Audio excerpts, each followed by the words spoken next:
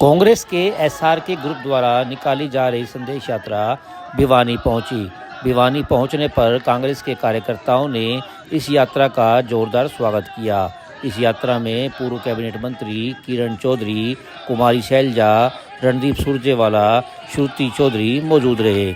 इस दौरान मीडिया से मुखातिब होते हुए नेताओं ने सबसे कहा कि हमने सबसे पहले सरकार बनानी है, बाकी बातें हाईकमान तय करेगा। उन्होंने कहा कि आज हुकूमत करने वाले किस प्रकार ईडी व सीबीआई का दुरुपयोग कर रहे हैं, ये देखने वाली चीज़ है।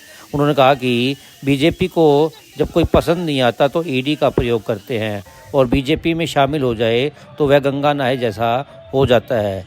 वहीं उन्होंने कहा कि बीजेपी ने लंगड़ी सरकार 10 साल तक चलाई है, आज लोग उनसे उब चुके हैं। उन्होंने कहा कि सरकार ने घोटाले ही घोटाले किए हैं। संदेश यात्रा में कांग्रेसी नेताओं ने कहा कि हर व्यक्ति राहुल गांधी, सोनिया गांधी व खड़गे जी को अपना नेता मानता है और उनकी सारी बातें मानते हैं। भिवानी से दीपक मुटरेजा की रिपोर्ट।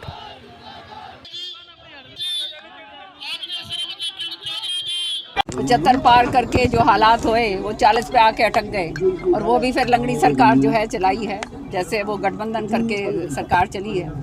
तो ये तो नारे हैं, इनके बोलने से क्या फर्क पड़ता है। मारना मत आपस से आके। देखो, मेरा मानना ये है, मेरा पर्सनल, कि ये जनता जो है वो 10 साल उपरांत पूरी तरह से उब चुकी है। महंगाई का इतना ज़बरदस्त प्रकोप है, बेरोज़गारी का इतना ज़बरदस्त आलम है, भ्रष्टाचार चरम सीमा पर है। तो लोग बदलाव करेंगे, लोग ही जो हैं वोट के ज़रिए बाहर करेंगे, क्योंकि ये प्रजातंत्र की खूबी ये है कि जिसको परख लिया, जिसको देख लिया, जिसने केवल जुमले और झूठ बोले हैं, तो वो 10 साल तक तो चल गए। अब कितने वो आगे थोड़ा ना चलेंगे। 10 साल में तो आदमी की उम्र निकल जाती है। देखो, अब जनता जानती है कौन क्या है और क्या नहीं है, और जनता जो है उसका जवाब देगी।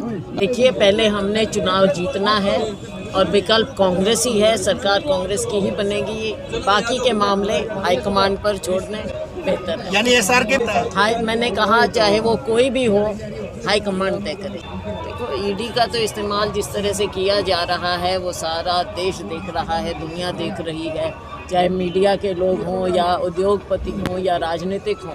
जब इनको कोई बात पसंद नहीं आती जो जिनकी हुकूमत है, तो ईडी का दुरुपयोग साफ नजर आता है। और हाँ, अगर कोई भारतीय जनता पार्टी में शामिल हो जाए तो गंगा स्नान हो जाता है। यात्रा को बेहद समर्थन मिल रहा है, उसकी आपने मिसाल यहाँ भिवानी में भी देखी। जहाँ जाते हैं लोगों के मन में ये है कि कांग्रेस आए और इस सरकार से देखिए, या तो ये करें, इनके लिए तो मैं समझती हूँ कि सीबीआई, ईडी वगैरह इनके लिए तो कुछ है नहीं, इनके लिए तो वरदान है। क्योंकि यहाँ पर जितने स्कैम हुए हैं हरियाणा में, उन स्कैमों का कोई अंजाम नहीं हुआ। किसी को कुछ मालूम नहीं पड़ा कि वो किस कुएं में चले गए हैं।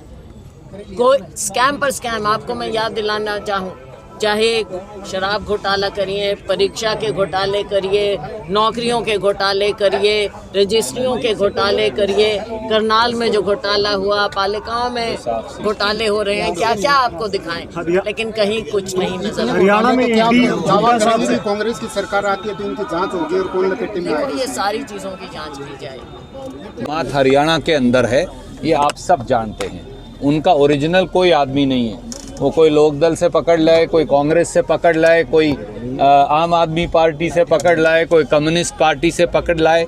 इसलिए ना उनके पास नीति है, ना नियत, ना रास्ता। प्रवृत्ति का नाम है ये। अगर कोई पाप करे उसे पापी नहीं कहा जाए, ये एक प्रवृत्ति है। अगर आप बच्चों के बिस्कुट के ऊपर 10 ग्राम छीन लेंगे, अगर आप बच्चों को 47 पेपर लीक हो जाएं, अगर आप किसी मैगी के पैकेट का वज़न भी कम करवा देंगे, तो ये घोर पाप है। और लोगों के ऊपर महंगाई का बोझ डालना घोर पाप है। ये एक प्रवृत्ति है और इस प्रवृत्ति से हमें निपटना पड़ेगा। राहुल गांधी जी से हम सहमत हैं। आप वो जिस प्रकार से हेमंत सोरेन जी के साथ कार्रवाई हुई या दूसरे लोगों के साथ जो हो रही है, ये दर्शाता है कि ईडी और सीबीआई का इस्तेमाल, इनकम टैक्स का इस्तेमाल राजनीतिक विरोधियों को प्रताड़ित करने के लिए किया जा रहा है।